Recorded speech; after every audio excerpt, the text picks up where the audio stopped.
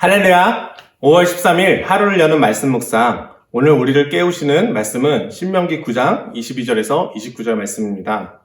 주일 말씀에 이어서 오늘 말씀은 40주, 40야라는 반복되는 표현을 통해서 강청하고 또 간구하는 모세의 모습을 묘사하고 있습니다. 22절에 간략하게 묘사하고 있는 다베라, 마사, 기브론 핫다와는 다시금 이스라엘 백성들의 잘못들을 상기시키고 있죠. 너 저번에도 잘못했고 또 그때도 잘못했고 이런 때도 잘못했잖냐. 우리가 보통 이런 말을 언제 쓸까요?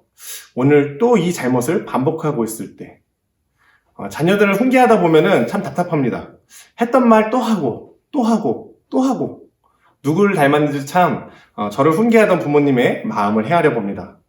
이렇게 계속되는 부모님의 지적은 같은 실수를 반복하지 않기를 바라는 마음이겠죠. 다베라라는 불타는 곳이라는 말로써 백성들이 악한 말로 여호와 하나님을 원망했을 때 그때 하나님께서 진노하셔서 그들 가운데 불을 내리셨었던 것을 떠올리게 합니다. 홍해를 건너기 전에 오도 가도 못할 때가 있을 때 그때 다시 애굽 사람을 섬기겠습니다 했던 그 사건과 관련되어 있습니다. 마사는 다른 말로 무리바라고 하죠. 다투다라는 의미입니다. 왜 다퉜을까요? 목말라. 목이 말라서 죽을 데가 없어 여기까지 데려와서 목말라 죽게 하겠느냐 했던 곳입니다. 그래서 장로들을 세워놓고 그들을 증인 삼아서 반석을 쳐서 물을 나게 했던 사건을 기억하게 하죠. 또 기브론 핫다와는 탐욕의 무덤이라는 뜻입니다. 매일 만나를 먹던 백성들이 이제 불만이 생겨서 고기를 좀 달라고 불평하던 때를 떠올리게 하죠. 그때 백성들은 애굽에서 고기 먹던 것이 좋았다라고 말을 했습니다. 메추라기를 준 사건은 분명 기적이지만 한편으로는 이것은 하나님의 진노였습니다. 어디 한번 실컷 먹어봐라. 고기 냄새가 질리도록 주마 하던 그런 진노였습니다. 결국 고기를 탐하던 사람들은 큰 재앙으로 많이 죽기도 했습니다. 가데스 바네아라는 곳은 어떤 곳인가요? 정탐꾼들의 보고를 듣고선 온 회중이 소리 높여서 부르짖으며 밤새도록 통곡하였던 곳입니다. 그리고 역시 애굽 땅에서 죽지 왜 여기까지 와가지고 죽냐고 목 놓아서 울었죠. 계속해서 하나님의 말씀을 거역한 역사는 하나님의 은혜로 인한 것임을 강조하고 있습니다.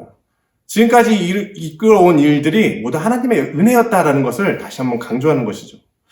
가데스 바네아에서의 거역한 일을 상세히 기록하므로 이제 여호수아와 함께 새롭게 출발하게 될 현재 이 신명기에서 호렙산 앞에서 모세의 말씀을 다시 듣는 이 백성들에게 다시 한번 하나님의 요구를 강조하는 것이죠. 23절의 말씀을 반대로 읽어보면 이렇습니다. 땅을 차지하고 여호와의 명령을 지키고 또 믿으라 하는 말씀이 되겠죠. 25절부터는 모세의 기도가 나옵니다. 그때에는 가데스 바네아의 기도를 의미하기도 하겠지만 18절에 이어서 이 호렙산에서의 기도로 이어지기도 합니다. 그때에도 모세는 40주 40야를 여호와 앞에 엎드렸다고 했습니다. 26절에 이 기도의 시작을 히브리에서는 아도나이, 야훼, 나의 주 여호와여라고 시작을 합니다. 이 표현으로 인해서 다시 한번 모세의 애절함을 느끼게 됩니다. 왜냐하면 이 아도나이, 야훼 이 말은 신명기에서 모세가 단 2번 기도할 때 등장을 합니다.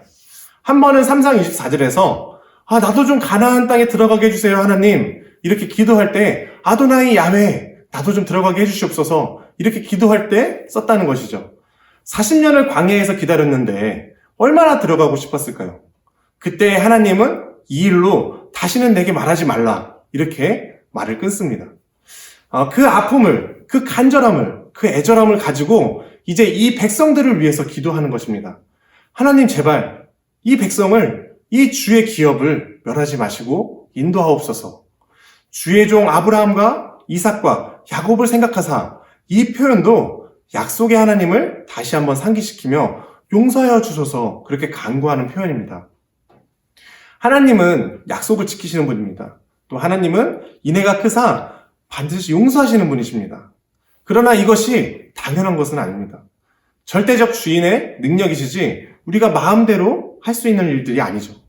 모세는 이 하나님의 속성을 다시 한번 기억하게 하면서 백성들로 하여금 하나님의 백성, 하나님의 기업임을 기억하고 또 하나님의 은혜를 기억하고 좌로나 우로나 치우치지 않기를 바라는 그 간절한 마음을 이 기도에 담아서 하고 있는 것입니다.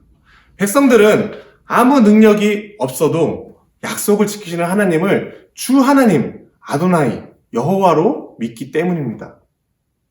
오늘 말씀 이후에는 새 율법을 돌판을 주시고 또 출발하라는 명령을 주시고 12절에서는 유일하신 하나님을 섬기라, 또 11장에 넘어가서는 하나님의 은혜를 기억하라 라는 말씀이 이어집니다. 담임 목사님께서 위기라는 말씀을 자주 전하셨습니다.